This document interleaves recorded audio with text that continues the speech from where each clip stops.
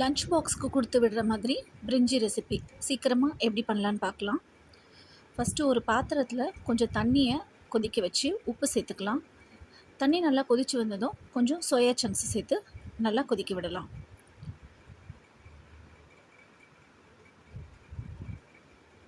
இப்போது இந்த சோயா சங்க்ஸை நல்லா ஆற வச்சு தண்ணி பிழிஞ்சு எடுத்து வச்சுக்கலாம்.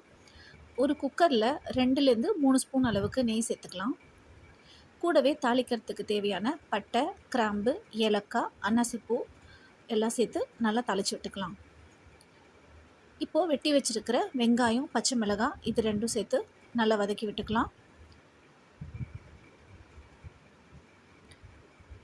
இது ஒரு 1 பாட் ரெசிபி மாதிரி காலையில் லஞ்ச் பாக்ஸ்க்கு ஈஸியாக செஞ்சு கொடுக்கலாம்.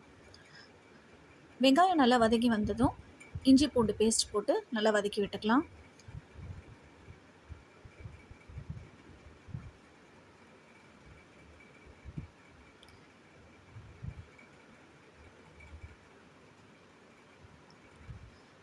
இஞ்சி பூண்டோட பச்சை வாசனை போன அப்புறம் கட் பண்ணி வச்சுருக்கிற ஒரு தக்காளியை சேர்த்து நல்லா வதக்கி விட்டுக்கலாம்.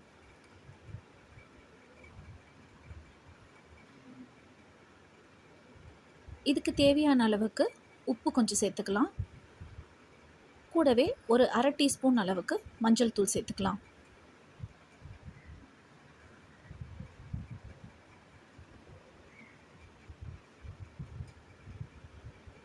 தக்காளி நல்லா சாஃப்டாக மசிஞ்சு வர வரைக்கும் வதக்கி விட்டுக்கலாம்.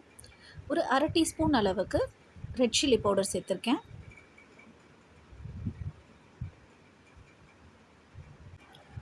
உங்களுக்கு காரம் எவ்வளோ வேணுமோ அதுக்கேற்ற மாதிரி ரெட் சில்லி பவுடர் நீங்கள் சேர்த்துக்கலாம்.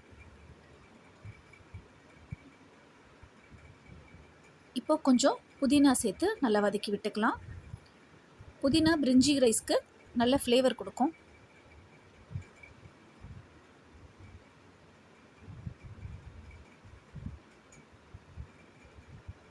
ஒரு டம்ளர் அரிசிக்கு 1.5 டம்ளர் அளவுக்கு தண்ணி சேர்த்துக்கலாம்.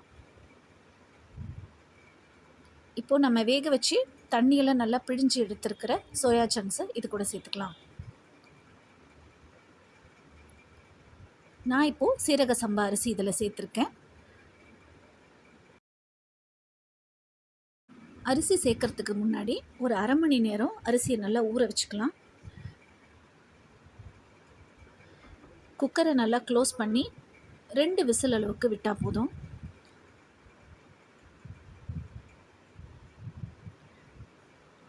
குக்கர் ஸ்டீம் ரிலீஸ் ஆன அப்புறம் ஓப்பன் பண்ணி பார்க்கலாம்.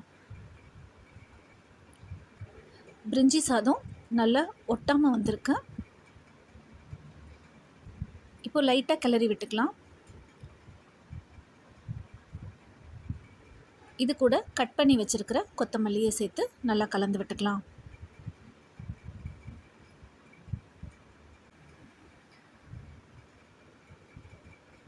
அவ்வளோதான், பிரிஞ்சி ரைஸ் ரெடி. ரொம்பவே ஈஸியான ஒரு லஞ்ச் ரெசிபி. நீங்களும் ட்ரை பண்ணி பாருங்கள்.